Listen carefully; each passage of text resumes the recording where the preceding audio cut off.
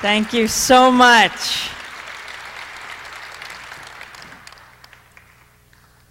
It is such an honor to be here, to be at the Green Festival, and I want to congratulate the Green Festival because, well, not only for the magnificent weather today, we know the powers of the Green Festival, but just for all of you coming out and deeply believing that we have to create a sustainable world where we depend on each other and not on oil. We, as we travel doing the first book, Exception to the Rulers, in 2004, which, by the way, should be the motto of all of the media, right? The exception to the rulers. It should not only be the motto of Democracy Now! And the second book, Static, and we called it that because, well, in this high-tech digital age with high-definition television and digital radio, all we get is ever more static, that veil of distortion and lies and misrepresentations and half-truths that obscure reality, when what we need is the dictionary definition of static. That's what we need the media to give us: criticism, opposition, unwanted interference. We need a media that covers power, not covers for power. We need a media that is the fourth estate, not for the state. And we need a media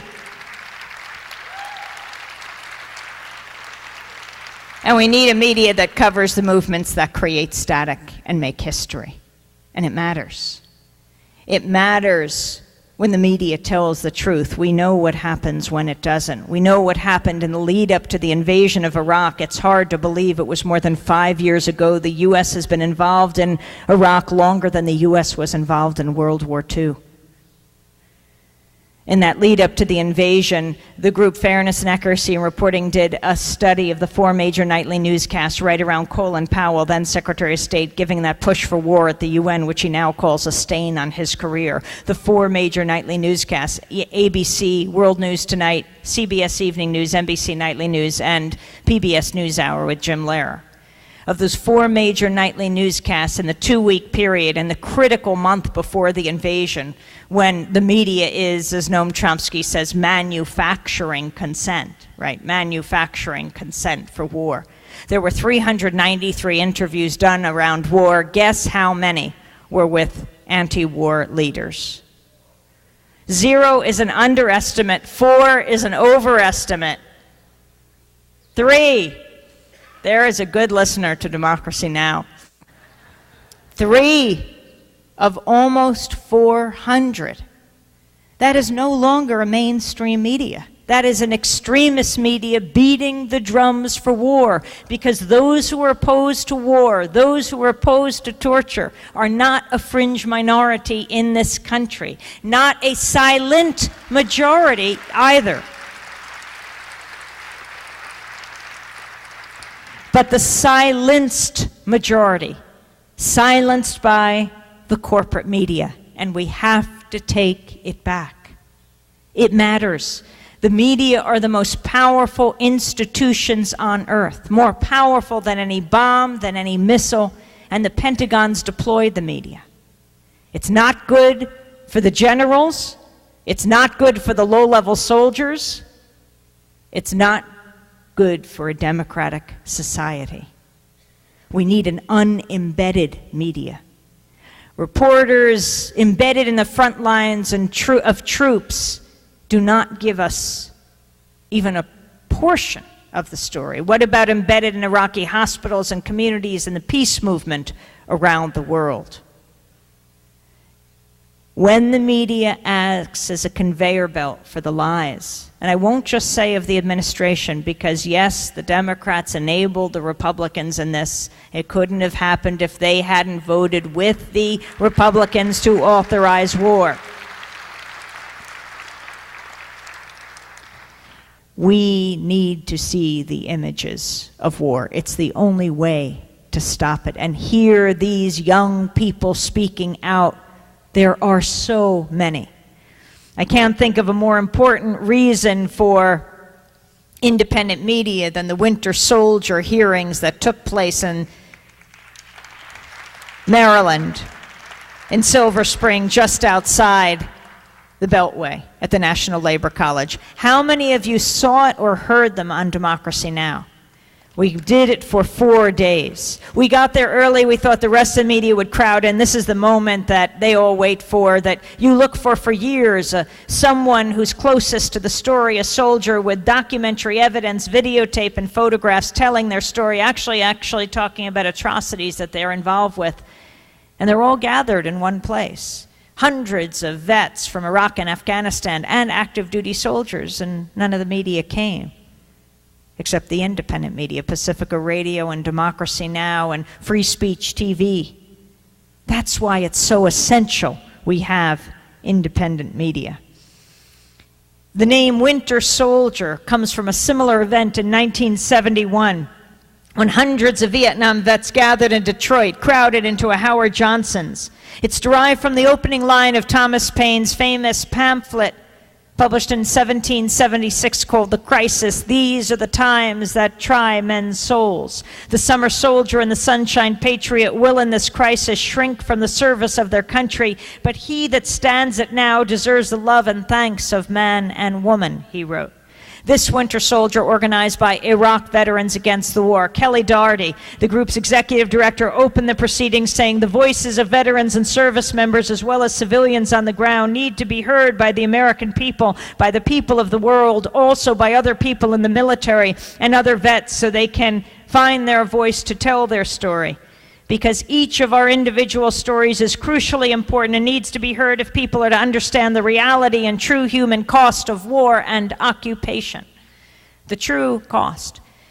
You know Joe Stiglitz, the Nobel economist, and Linda Bilmes, the Harvard economist, their new book, $3 Trillion War. $3 trillion. Some of that money being spent in Iraq, make no mistake about it, not for Iraq.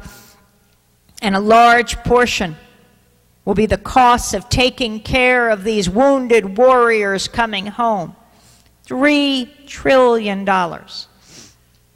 What followed was 4 days of horrific, gripping, painful testimony, ranging from first-hand accounts of murder of Iraqi civilians, the dehumanization of Iraqis and Afghanis, to the toll the violence takes on the soldiers themselves. You know, 1 million soldiers have served now in Iraq and Afghanistan. It's estimated a third are suffering from post-traumatic stress disorder when they come back. A third. Think of the ripple effect of the violence in their families and the communities in this country.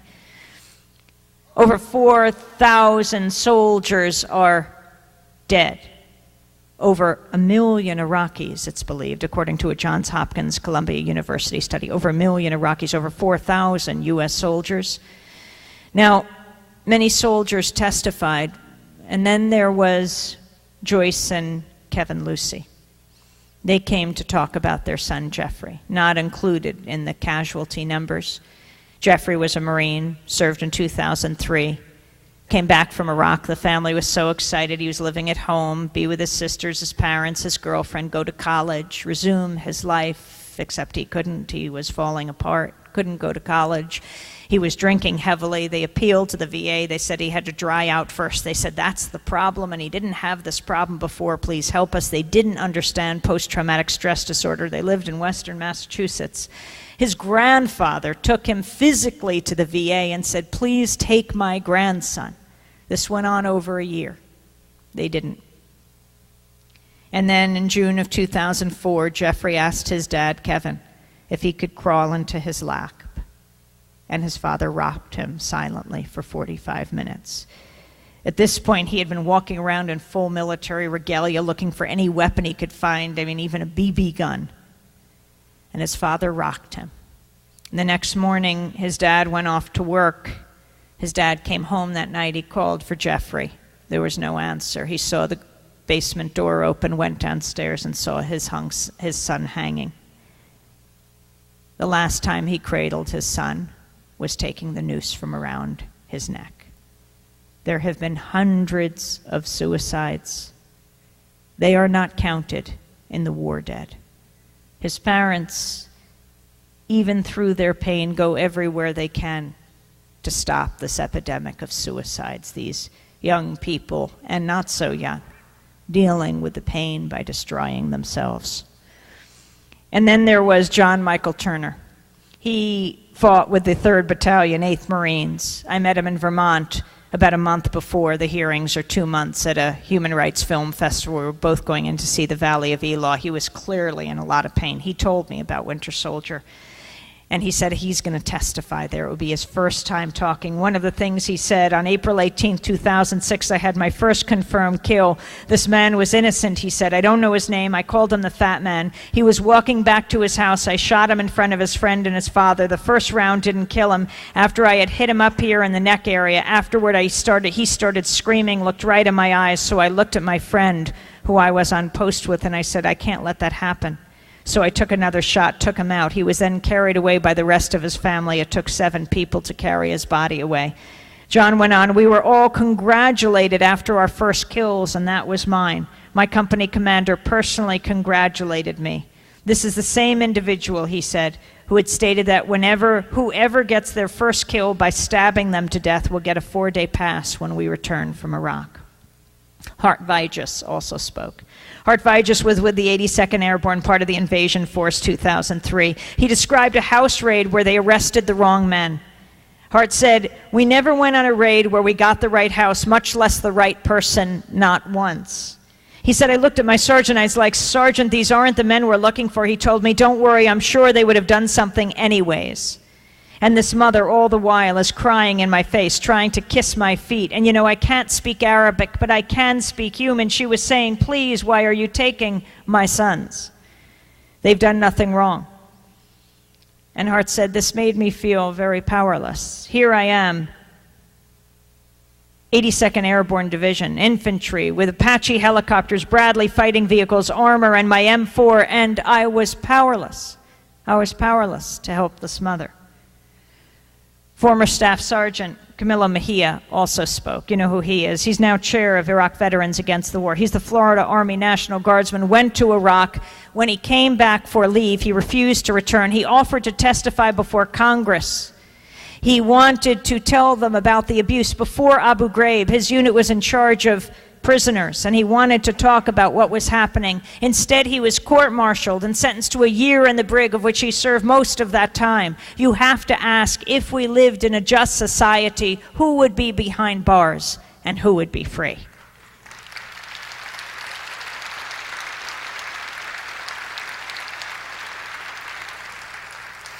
One soldier spoke also, and he said they bagged this Iraqi guy, literally bagged him. They threw him in a truck, and the commander just decided, he said they knew that he was innocent, but they had him in this bag. And the commander took out a camera and said to this young soldier, take my picture with him. And something in this kid's upbringing, I don't know if it was his parents, his mom, his dad, his grandparents, he just said, I can't, he said to his commander. He said, I said, take my picture. He said, I can't, sir. And he was brought up on charges of insubordination for humiliating his commander in front of his unit. Back to Camilo Mejia. At the end of his own personal testimony, he talked about the demands of Iraq Veterans Against the War. He said, we have over 1 million Iraqi dead. We have over 5 million Iraqis displaced. We have close to 4,000 dead Americans. We have close to 60,000 injured. That's not even counting post-traumatic stress and all the other psychological and emotional scars our generation is bringing home with them. War is dehumanizing a whole new generation of this country and destroying the people in Iraq. In order for us to reclaim our humanity as a military and as a country, we demand the immediate and unconditional withdrawal of all troops from Iraq, care and benefits for all veterans, and reparations for the Iraqi people so they can rebuild their own country on their own terms.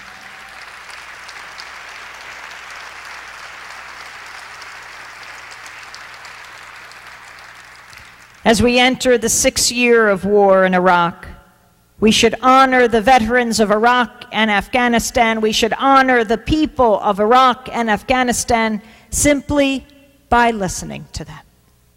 That's why we need an independent media. And I can't believe what an amazing job our sign interpreters are doing right now. I'm trying to speak slowly, but it's not easy. In Standing Up to the Madness, we profile the soldiers who say no, like Aaron Watada, the first officer to say no to war, like Army medic Agustin Aguayo, who learns from his basic training he can't kill anyone. He applies for conscientious objector status. He is evaluated by an officer who says, this guy's the real deal. He recommends it, but he doesn't get it. He serves in Iraq for a year. He refuses to load his gun, even though he is in danger. And when he goes back to Germany to his base, to his wife and his two 11-year-old twin girls, they tell him he's redeploying to Iraq. The soldiers are there in his house saying he's got to get his things. He jumps out the window, goes AWOL. And ultimately, we interview him at Democracy Now! In Los Angeles the day before he turns himself into Fort Irwin, saying, it doesn't matter what happens to me, I just know I can't kill anyone. And last night we were joined by Liam Madden, a remarkable young man, active duty, who together with Jonathan Hutto started the Appeal for Redress, thinking, what can we do as active duty soldiers? And realized that there is this vehicle where active duty soldiers can appeal to Congress to bring the soldiers home. There are so many heroes in our midst. And then in another section of Standing Up to the Madness, Ordinary Heroes in Extraordinary Times, we profile a group of people you would not want to meet in a dark alley if you were hijacking someone's civil liberties. And they are the librarians of this country. How many of you are librarians? Okay. Well, this is for you, and you probably know the story, but this is the librarians of Connecticut. Who would have thunk it? But they have a computer system within the libraries that connects 27 of the library's computers called the Library Connection. George Christian was its executive director. And one day, there's a knock on the office's doors, and it's two FBI agents. They hand him an NSL. It's a national security letter. And in opening it, it's like being exposed to radioactivity. You are immediately gagged. You cannot say to either a colleague, friend, family that you have been served with this letter. And it's demanding information about patrons who have used the computer system at a certain time. George Christian read the letter. He looked up at the agents, and he said, this is unconstitutional. The agents looked at him pityingly, like a predator sizing up his prey. They gave him their card, and they said, you get back to us. Now, George Christian doesn't even know if he can call a lawyer, if that's against the law, or if he could wind up 5 years in jail. Here is this brave librarian who has said no, and as he closes the door, he sits down in a chair, and he crumples down and says, what am I going to do? And he thinks, if I am going to take on the entire U.S. government, I need at least 3 other librarians. And so he calls the executive committee of the Library Connection.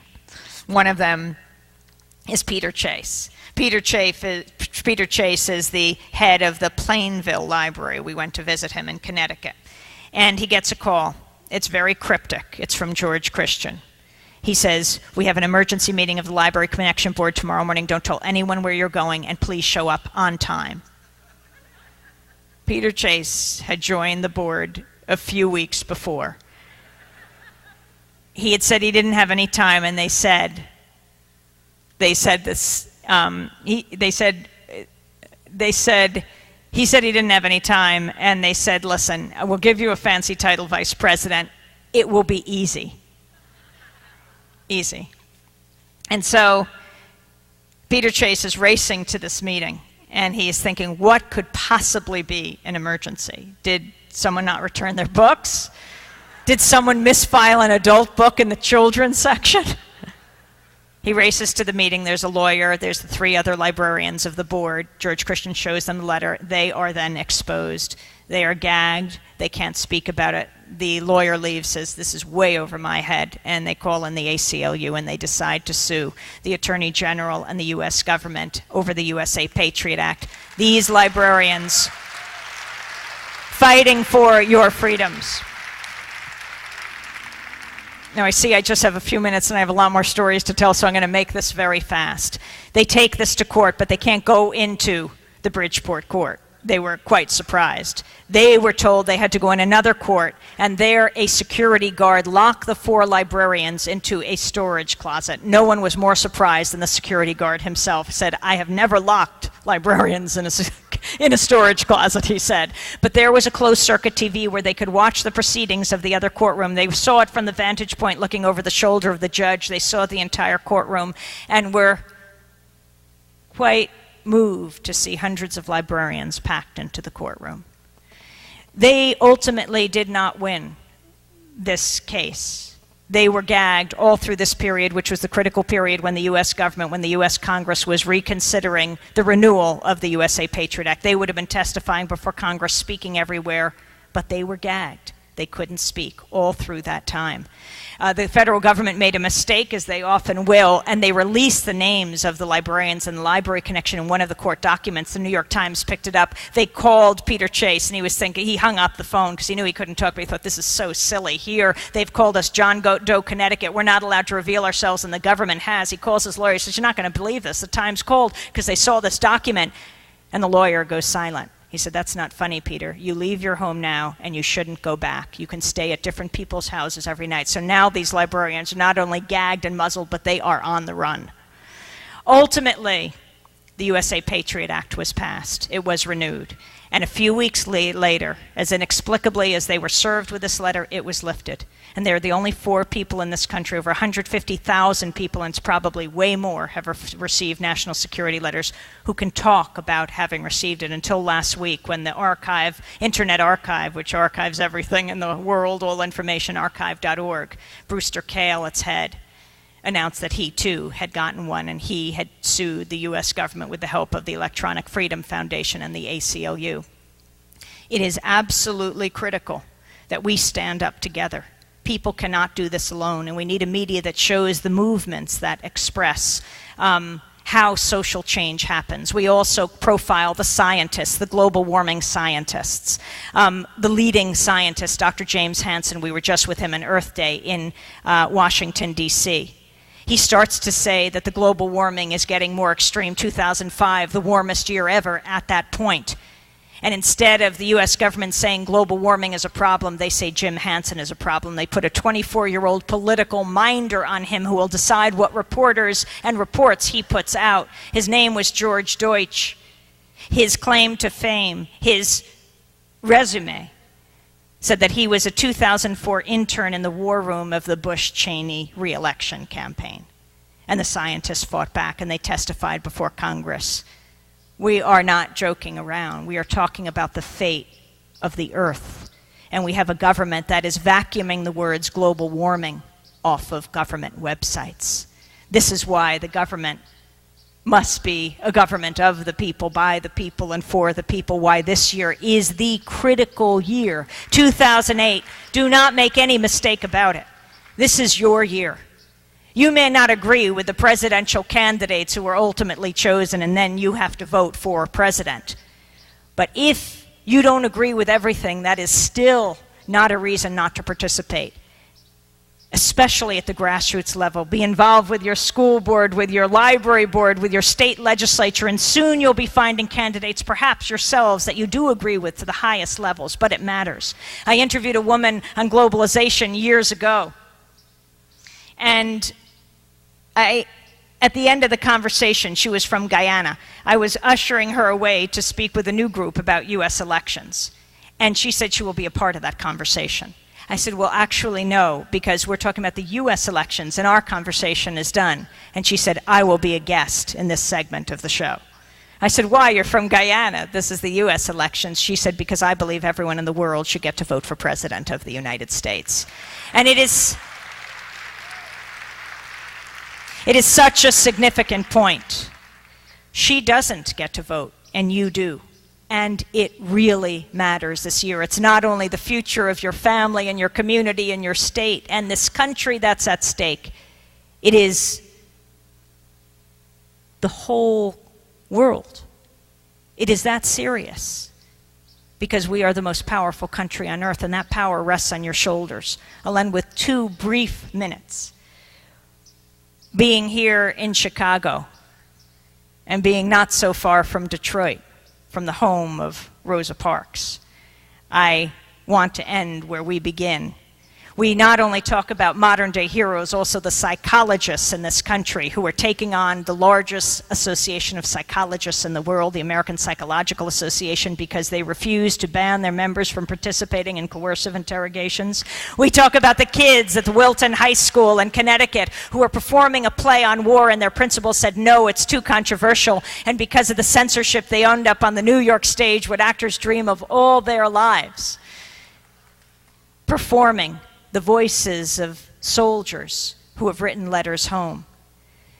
But we also go back in time to the turning points, to the kids of Soweto in South Africa in 1976 rising up, to Dan Ellsberg, who sees the peace protesters outside, top Rand Company official, top security clearance, Pentagon official. He's got a vault behind him that's got thousands of pages of the secret U.S. history of involvement in Vietnam, and he's got the key. And he knows these pages can end the war in Vietnam. And facing the rest of his life in prison, he decides to open the vault and get those papers out, and they're published as the Pentagon Papers. But we start with Rosa Parks. Rosa Parks, that remarkable woman. You might wonder why we start with her. Everyone knows the story, but no, the corporate media still gets it wrong. Rosa Parks, December 1st, 1955, Montgomery, Alabama, sits down on the bus, and in so doing, she stands up not only for African Americans, but for all of us. Because if any of us is diminished, we are all diminished. She refuses to move to the back of the bus. That night, her friend, the activist, African-American woman, teacher, educator, Joanne Robinson, mimeographs 35,000 flyers calling for the Montgomery bus boycott. A few days later, December 5th, 55, Rosa Parks goes to court. Montgomery Improvement Association has its mass meeting. They choose as its leader to lead the Montgomery bus boycott a young minister who's just come into town. His name is Dr. Martin Luther King. Rosa Parks helps to launch Dr. Martin Luther King. Now, when Rosa Parks died several years ago, we raced to Washington for the memorial service before the funeral in Detroit. Thousands came out. The media told her story. They said Rosa Parks was a tired seamstress. She was no troublemaker, and that's where they got it wrong. She was a first-class troublemaker. Rosa Parks was the local secretary of the NAACP. She worked under E.D. Nixon. He was president. He came out of radical labor politics, had been challenging the racist laws for years, and she had trained at the Highlander Center, black and white together, working to most effectively strategize to change this country. She knew exactly what she was doing on that day.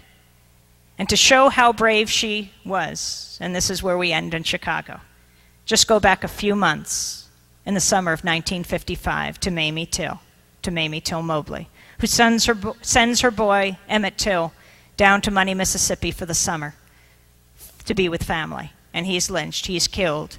He ends up in the bottom of the Tallahatchie River. They said he, quote, wolf whistled at a white woman. This little boy is tortured and murdered.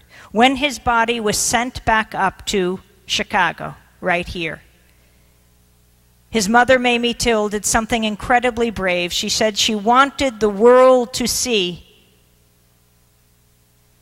what had happened to him. She said she wanted the casket open for the wake and funeral. She wanted the world to see the ravages of racism, the brutality of bigotry. Thousands streamed by his coffin and saw. And then Jet Magazine and other black publications published the photos. And they were seared into the history and consciousness of this country. Mamie Till Mobley had something very important to teach the press of today. Show the pictures. Show the images. Could you imagine if for just 1 week we saw those images of war in Iraq? We saw the babies dead on the ground. We saw the women with their legs blown off by cluster bombs. We saw the soldiers dead and dying across our TV screens on every front page of every newspaper in this country for just 1 week. Americans are a compassionate people. They would say, no, war is not the answer to conflict in the 21st century. Democracy Now!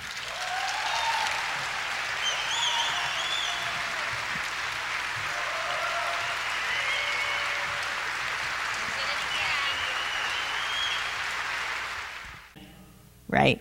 The exception to the rulers. It should not only be the motto of Democracy Now! And the second book, Static, and we called it that because Well, in this high-tech digital age with high-definition television and digital radio, all we get is ever more static, that veil of distortion and lies and misrepresentations and half-truths that obscure reality, when what we need is the dictionary definition of static. That's what we need the media to give us: criticism, opposition, unwanted interference. We need a media that covers power, not covers for power. We need a media that is the fourth estate, not for the state. And we need a media... And we need a media that covers the movements that create static and make history. And it matters. It matters. It matters. The media are the most powerful institutions on earth, more powerful than any bomb, than any missile, and the Pentagon's deployed the media. It's not good for the generals. It's not good for the low-level soldiers. It's not good for a democratic society. We need an unembedded media. Reporters embedded in the front lines of troops do not give us even a portion of the story. What about embedded in Iraqi hospitals and communities and the peace movement around the world? When the media acts as a conveyor belt for the lies, and I won't just say of the administration, because yes, the Democrats enabled the Republicans in this. When the media tells the truth, we know what happens when it doesn't. We know what happened in the lead up to the invasion of Iraq. It's hard to believe it was more than 5 years ago. The U.S. has been involved in Iraq longer than the U.S. was involved in World War II. In that lead up to the invasion, the group Fairness and Accuracy in Reporting did a study of the 4 major nightly newscasts right around Colin Powell, then Secretary of State, giving that push for war at the UN, which he now calls a stain on his career. The 4 major nightly newscasts: ABC, World News Tonight, CBS Evening News, NBC Nightly News, and PBS NewsHour with Jim Lehrer. Of those 4 major nightly newscasts in the 2-week period and the critical month before the invasion, when the media is, as Noam Chomsky says, manufacturing consent, right? Manufacturing consent for war. There were 393 interviews done around war. Guess how many were with anti-war leaders? 0 is an underestimate. 4 is an overestimate. 3. There is a good listener to Democracy Now! 3 of almost 400. That is no longer a mainstream media. That is an extremist media beating the drums for war, because those who are opposed to war, those who are opposed to torture, are not a fringe minority in this country, not a silent majority either. But the silenced majority, silenced by the corporate media, and we have to take it back. Thank you so much. It is such an honor to be here, to be at the Green Festival, and I want to congratulate the Green Festival because, well, not only for the magnificent weather today, we know the powers of the Green Festival, but just for all of you coming out and deeply believing that we have to create a sustainable world where we depend on each other and not on oil. As we travel doing the first book, Exception to the Rulers, in 2004, which, by the way, should be the motto of all of the media,